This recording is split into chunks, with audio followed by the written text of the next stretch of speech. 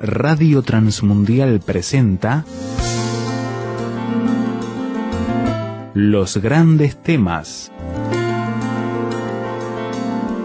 Un tiempo donde el pastor Salvador de Lutri nos lleva a pensar en la problemática más profunda del ser humano.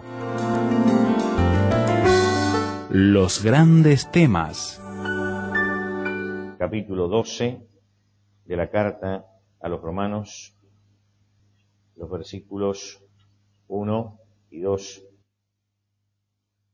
dice así: Así que, hermanos, os ruego por las misericordias de Dios, que presentéis vuestros cuerpos en sacrificio vivo, santo, agradable a Dios, que es vuestro culto racional.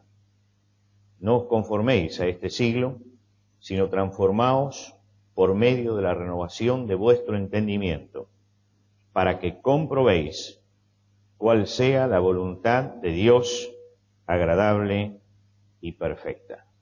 Vamos a releer el segundo versículo. Dice: No os conforméis a este siglo, sino transformaos por medio de la renovación de vuestro entendimiento, para que comprobéis cuál sea la buena voluntad de Dios, agradable y perfecta. Es el último sermón que vamos a dar sobre este tema, que es el cambio de mente. Quisiera fijar 2 o 3 conceptos y dar 2 o 3 respuestas que creo que son importantes para lo que estamos diciendo. Cuando Jesús comenzó el ministerio dijo: arrepentíos. Esa palabra arrepentíos tiene que ver con la mente. Cambie su forma de pensar. Nosotros la palabra arrepentíos la hemos cambiado en nuestro castellano y le hemos dado un sentido que no le daba ni Jesús ni los apóstoles. A veces creemos que arrepentirse es llorar por algo, lamentar por algo, y realmente el llanto y el duelo pueden tener muchas razones, y a veces no es justamente el arrepentimiento la causa del llanto.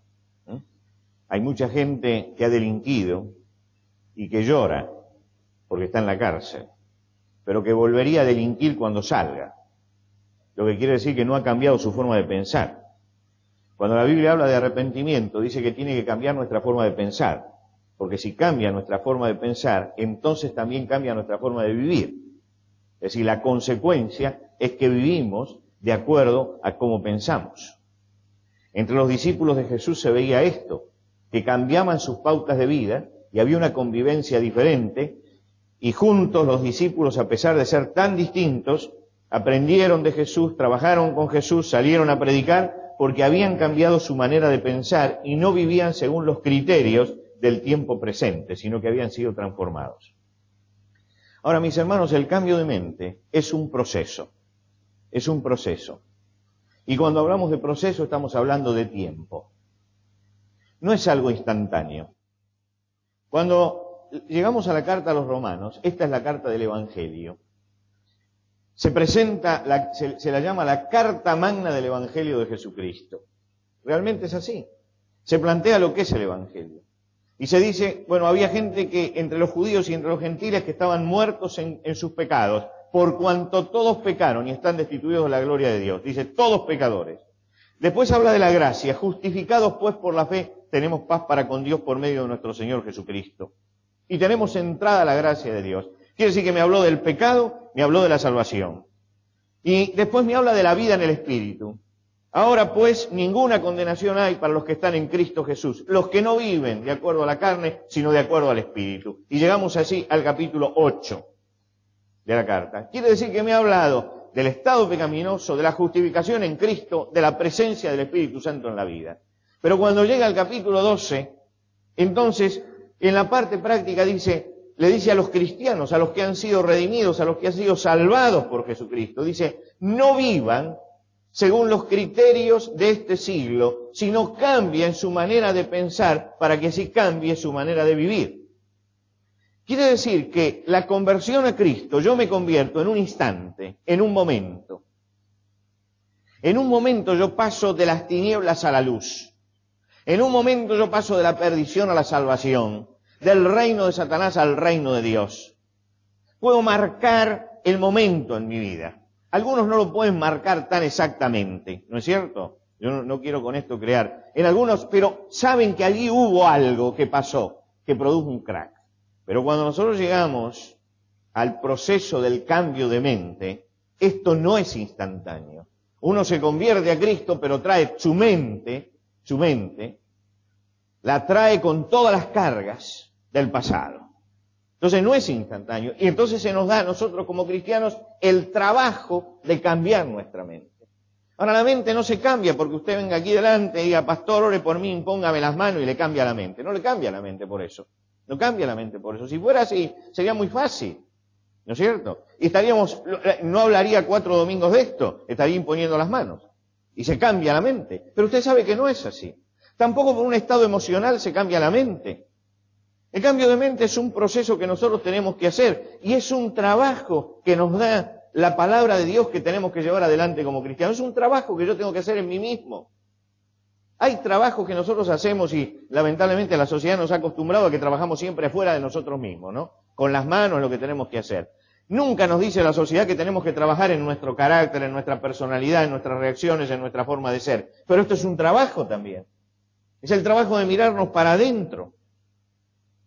Los discípulos siguieron a Jesús y en un momento dejaron todo y lo siguieron. Pero les llevó 3 años de lucha con Jesús cambiar la mente y llegaron hasta la cruz y todavía estaban al tira y afloja con su vieja manera de pensar. Y habían dejado todo para seguir a Jesús.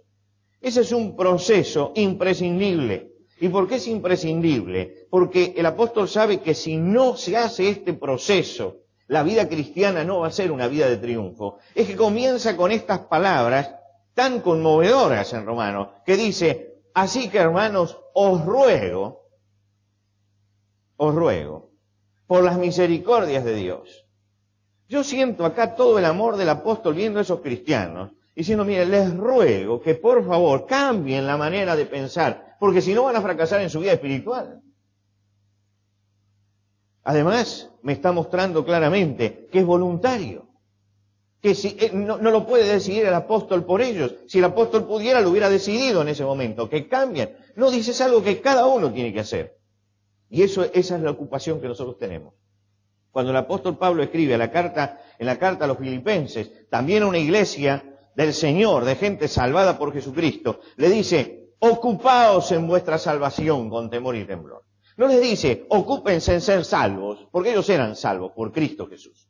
Les dice, ocúpense en lo que han recibido de su salvación. Ocúpense en esto. Es decir, preocúpense por la vida espiritual que ustedes llevan. ¿Por qué? Porque si no nos preocupamos de los cambios esos de nuestra mente, nos vamos a perder las bendiciones de Dios. A veces uno saca conclusiones de la observación de la vida espiritual, ¿no es cierto? De las consultas que uno recibe. Y yo les digo que la mayoría de las consultas y de los problemas que yo veo en este tiempo surgen por el hecho de cristianos que no se han preocupado por cambiar sus criterios, que si los hubieran cambiado a tiempo no tendrían problemas. Pero no cambiaron sus criterios. Entonces vivieron de acuerdo a los criterios del tiempo pasado en la nueva vida y se les quemó el futuro. Cuando Israel salió de Egipto, Dios les prometió la bendición y les dijo que iban a ir a la tierra que fluye leche y miel. Esta era la bendición para ellos. Ellos no eran los residentes del desierto, eran los pasajeros del desierto. Es decir, entraron en el desierto para llegar a la tierra prometida, estaban de camino. El camino ese a lo sumo hubiera durado 1 año, a lo sumo hubiera durado 1 año. Pero entraron en el desierto para pasar y para llegar a la bendición. ¿Y por qué no entraron en la tierra? Porque no cambiaron su forma de pensar. No cambiaron su forma de pensar. Seguían con las pautas de Egipto y pensaban como Egipto. Ellos aceptaban que el Señor dijera, no te harás imagen, y juraban cumplirlo. No se vamos a hacer imagen. Pero después, cuando Moisés subía al monte Sinaí, hacían un becerro de oro y decían, este es Jehová. Y hagamos fiesta a Jehová. Lo que quiere decir que no cambiaban su manera de pensar. Y esta mixtura de pensamiento, porque fíjense, ellos decían, nosotros no tenemos los dioses de Egipto, nosotros lo tenemos a Jehová. Ese es nuestro Dios. Pero pero lo vemos como los egipcios veían a sus dioses. Entonces mezclaban los dos pensamientos. Mezclaban al Dios de Abraham, de Isaac y de Jacob, lo mezclaban con lo que habían tenido en Egipto. No cambiaban la forma de pensar y no cambiaba la forma de vivir. Y entonces Dios dijo, no pueden entrar a la tierra prometida. Y se tuvieron que morir todos en el desierto. Perdieron las bendiciones y tienen vidas de fracaso espiritual y de constantes tensiones porque no asumieron el proceso de que había que cambiar la forma de pensar. Ahora, ¿cómo se produce el cambio de mente? Nosotros recibimos constantemente información. Y la información que recibimos de todo tipo nos influencia, mis hermanos. Hay gente que piensa que es invulnerable con lo que le entra por los ojos y por los oídos. Ninguno es invulnerable a lo que entra por los ojos y por los oídos. Ninguno es invulnerable. Nosotros pensamos que podemos ver, escuchar, oír cualquier cosa y que somos invulnerables, que eso no afecta a nuestra mente. Por más que uno sea de Cristo y tenga su fe puesta en Él, somos vulnerables. Somos vulnerables. Cada cristiano es vulnerable. Mi hermano, su vida es vulnerable y mi vida es vulnerable. Si yo la expongo a ciertas cosas, es vulnerable. No tenemos una coraza de que esto no nos afecta. Seamos realistas, hermanos, salgamos de esos idealismos tontos que a veces tenemos, de que si soy de Cristo a mí no me afecta nada. No, a mí me afecta. ¿Sabe por qué se lo digo? Porque vemos fracasos espirituales tremendos, porque son afectados personas que creyeron que tenían una coraza espiritual. No existe la coraza espiritual. El Señor nos defiende de todo mal, pero si yo me expongo al mal, mi hermano, eso penetra dentro mío. La información de este siglo nos afecta. Y nos afecta. Este fin de semana estuve conversando con una persona que tuve que decirle algunas cosas muy, muy duras en el diálogo, ¿no? Nos afecta porque él me hablaba de los que somos de cuna cristiana y los que no son de cuna cristiana. Y yo dije, ¿qué diferencia hay entre los que son de cuna cristiana y los que no son de cuna cristiana? ¿Qué diferencia hay entre los que son de cuna cristiana y los que no son de cuna cristiana? ¿O usted cree que los que han nacido en un hogar cristiano son invulnerables y los que no han nacido entonces son más vulnerables? La realidad desmiente esto. Moisés fue tomado por su madre desde chiquito. Se dice que los chicos son como la arcilla para recibir y como el granito para retener, ¿no? Es decir, usted imprime en un chico y él lo retiene. La madre posiblemente lo haya tenido hasta los 4, 5 o 6 años a Moisés. Y le puso y le sembró en el corazón y marcó en su mente y se hizo granítica en él la relación con el Dios de Abraham, de Isaac y de Jacob. Yo no voy a entrar en las pruebas, pero él es el que escribe Génesis, Éxodo. Es decir, esas historias que él sabe y que las escribe por acción del Espíritu Santo, las recibe de alguien, no es que un ángel vino y se las reveló. Él está formado en eso. Y él entonces empieza a tomar las decisiones de un hombre que ha sido formado en su cuna, así. Entonces él dice, yo rechazo ser egipcio, yo soy del pueblo de Dios. Y rechaza el privilegio de Egipto y se acerca al pueblo de Dios. Pero él pasó la mayor parte de su tiempo en Egipto. Y entonces cuando él dice, este pueblo tiene que ser libre porque es el pueblo de Dios y Dios quiere darle libertad, él está hablando porque le han grabado en la arcilla, se ha hecho granito, esto que le ha dicho la madre, ¿no? Lo que le ha enseñado. Pero cuando tiene que usar la metodología, mata al egipcio. ¿Por qué lo mata? Porque él ha sido formado también en una cultura violenta, como todo imperio, ¿no es cierto? Ustedes ven que las películas más violentas vienen de los Estados Unidos, porque los imperios son así. Si sojuzgan a través de la violencia y son pueblos violentos y que predican la violencia. Él estuvo en Egipto que predicaba la violencia, predicaba el culto a la personalidad y entonces él se levanta y lo mata. ¿Por qué? Porque lo que aprendió en Egipto había erosionado muchas de las cosas que recibió de su madre. En alguna forma había entrado todo esto y había erosionado la vida. Entonces Dios lo manda al desierto. ¿Y para qué lo manda al desierto?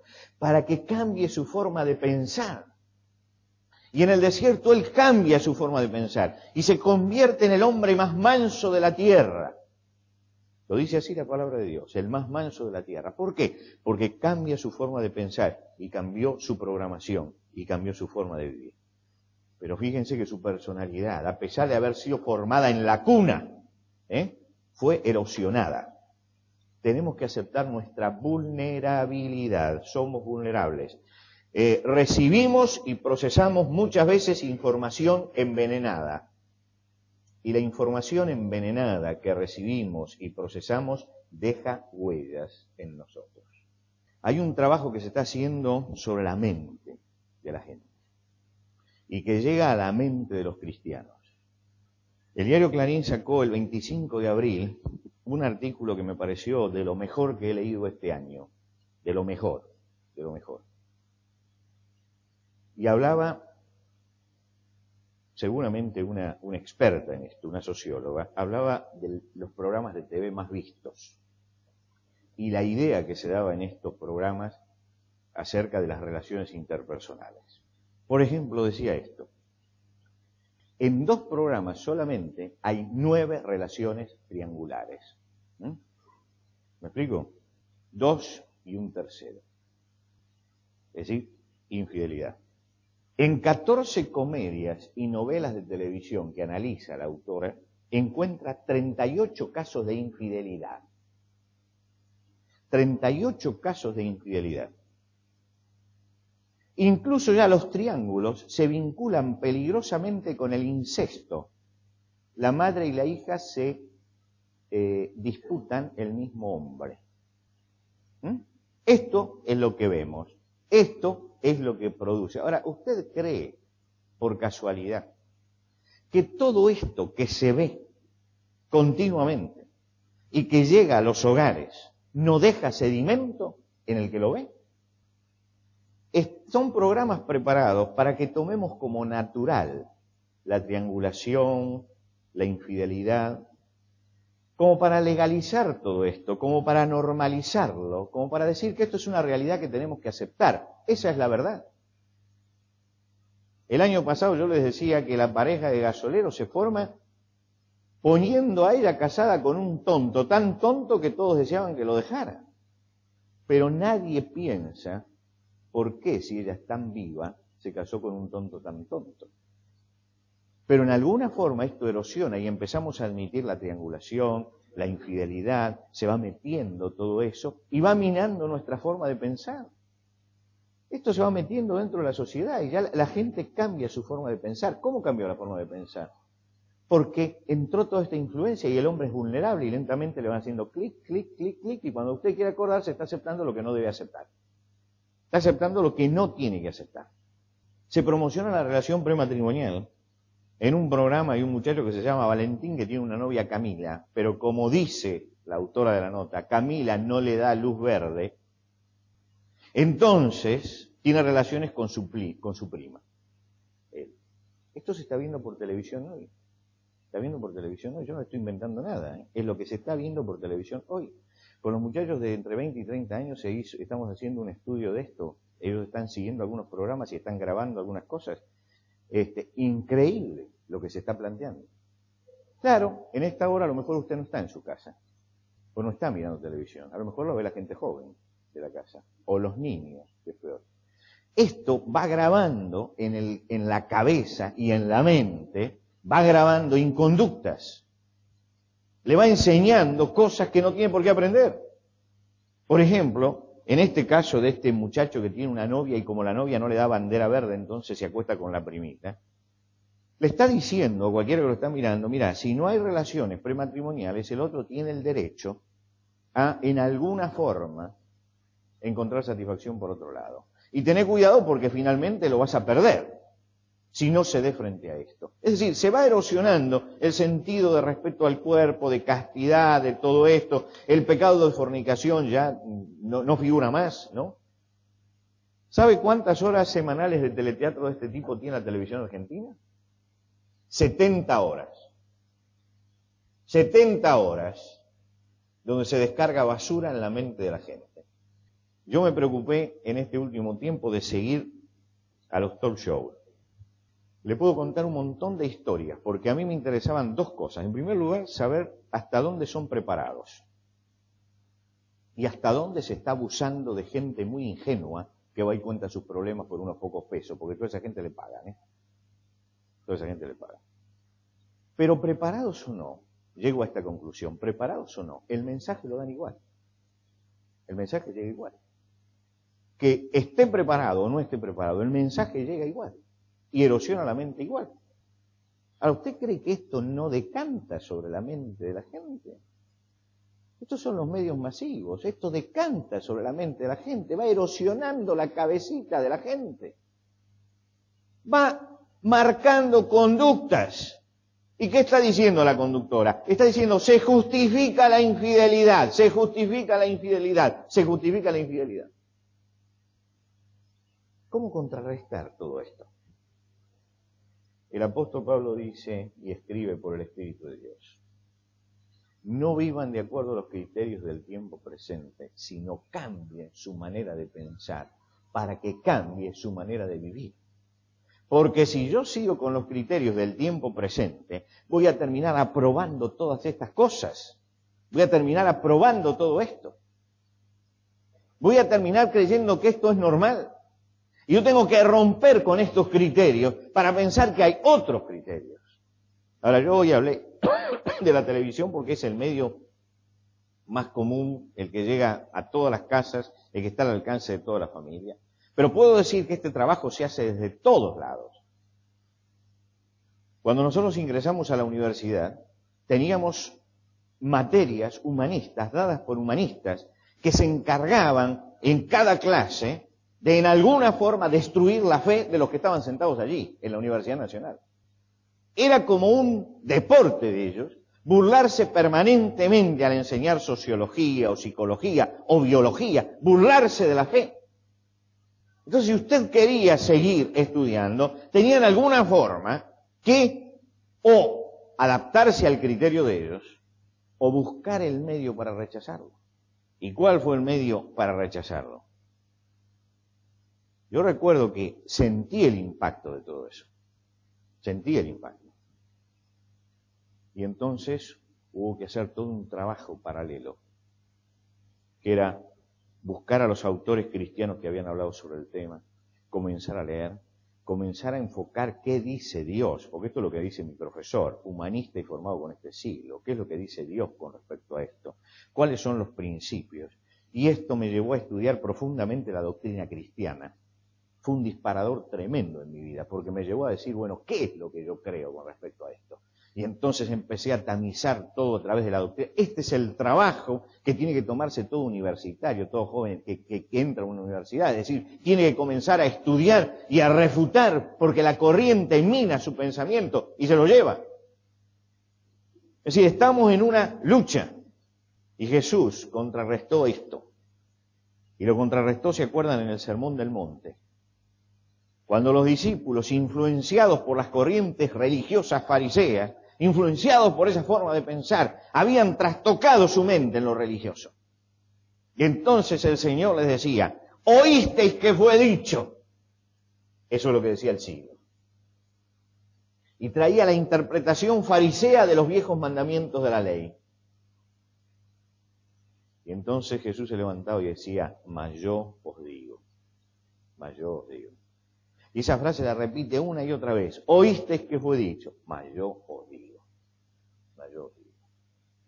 Tenemos que empezar a escuchar la voz del Señor en medio de las muchas voces. ¿Qué es lo que dice el Señor? ¿Qué es lo que piensa el Señor? Creo que estamos tan sobresaturados de toda esta información y el enemigo ha tomado tanto impulso que está minando la mente aún de los hijos de la luz.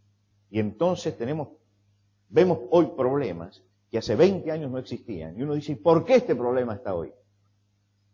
Es porque la mente ha sido influenciada por todas estas cosas.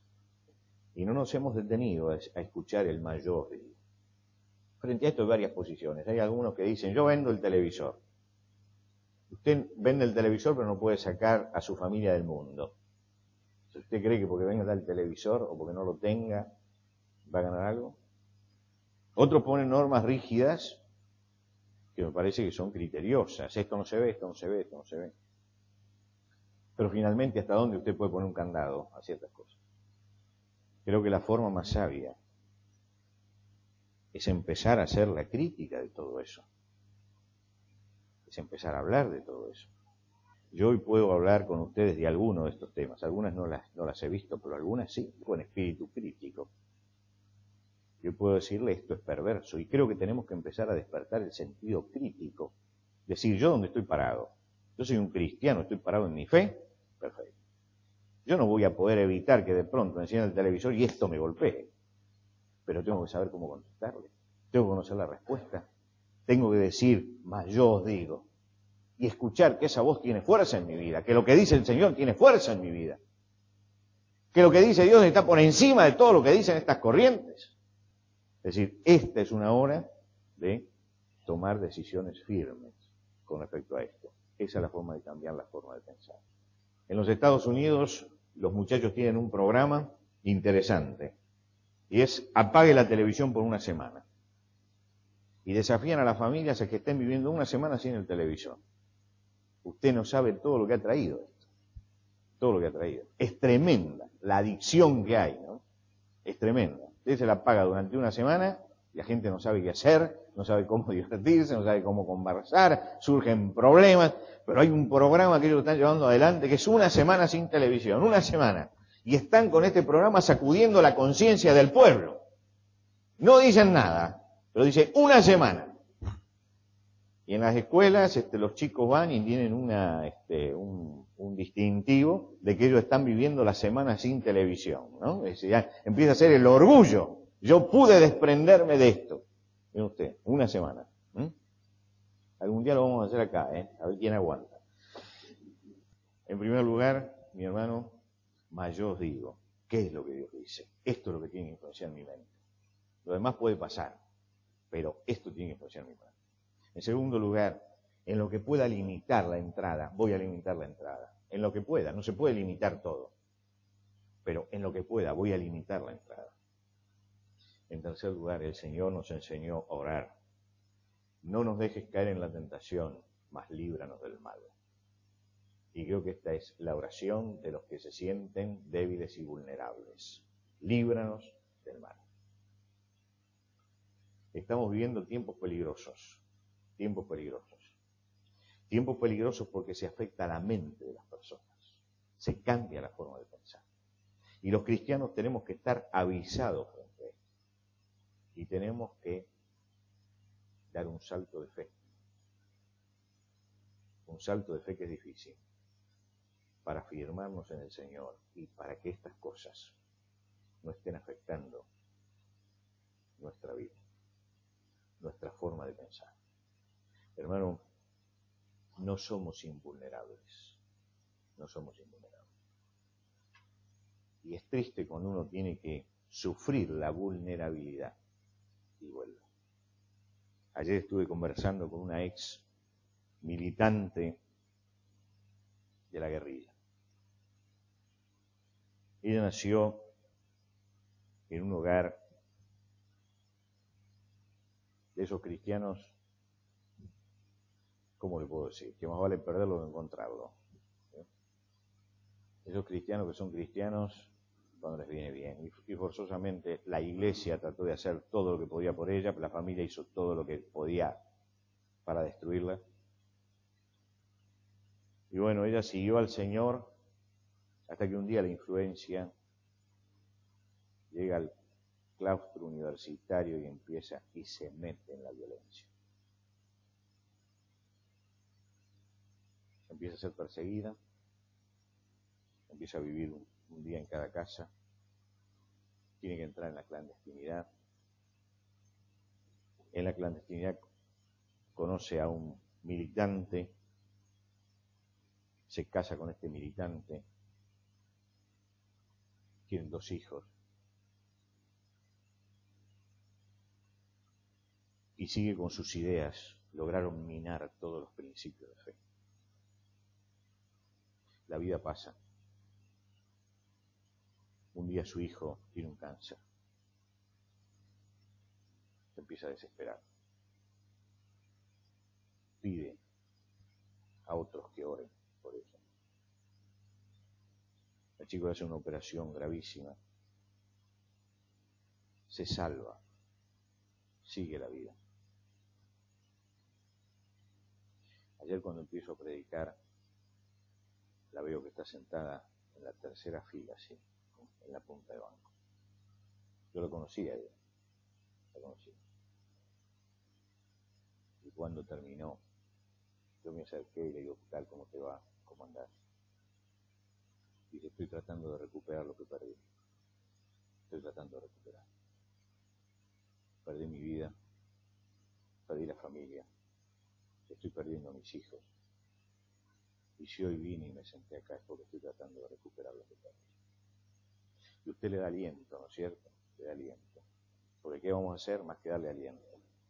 Pero no pude dejar de pensar mientras que viajaba, estoy tratando de recuperar lo que perdí. Me preguntaba, ¿por qué lo perdió? Porque dejó que la mente entrara en cosas. Y de repente usted pierde. Y cuando quiere acordarse no lo recupera nunca más.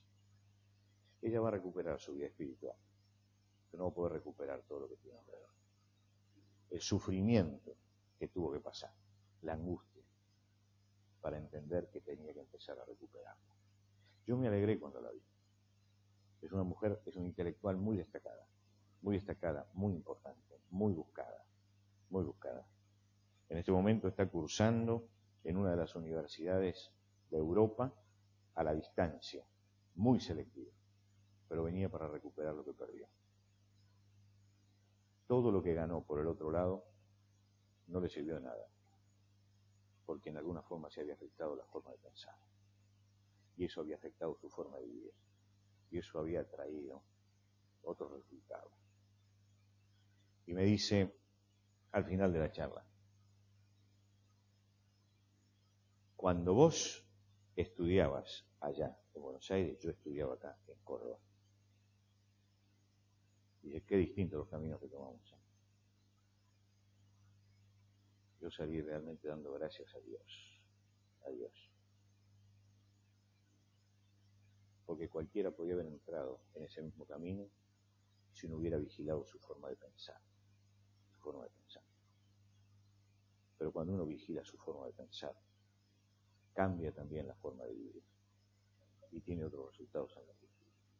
No nos conformemos al tiempo presente, sino cambiemos nuestra forma de pensar para que así también cambie nuestra forma de vivir. Señor, queremos agradecerte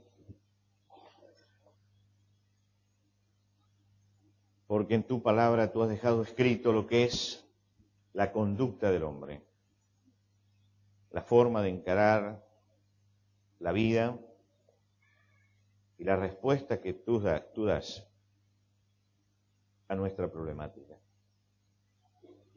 Hoy queremos escuchar en lo hondo de nuestro corazón la fuerza de tu palabra diciendo, os ruego por las misericordias de Dios.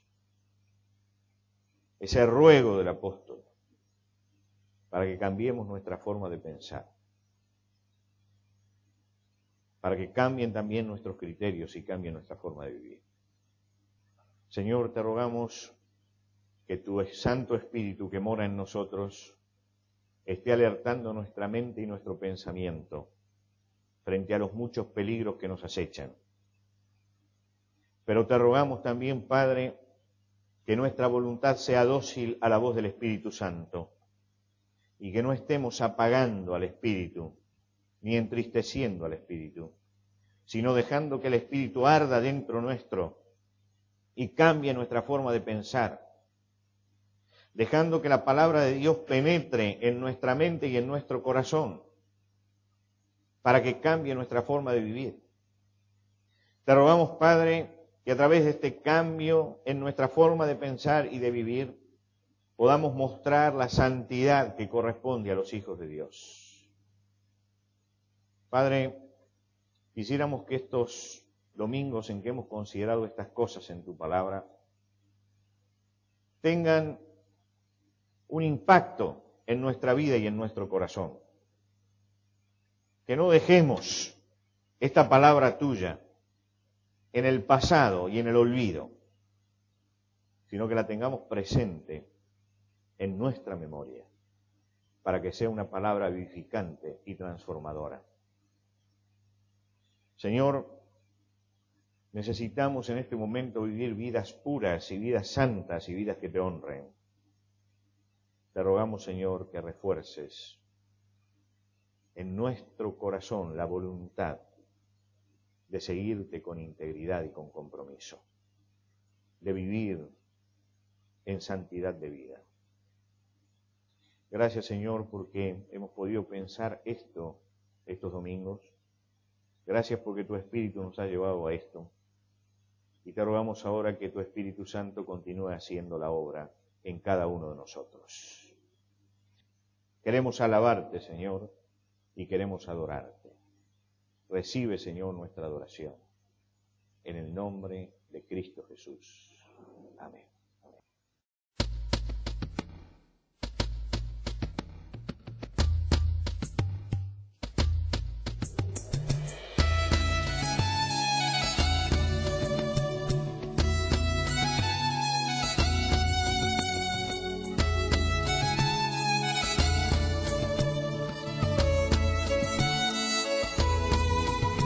Antes de finalizar los grandes temas del día de hoy, les queremos dar los canales de comunicación donde usted puede entrar en contacto con el pastor Salvador de Lutri.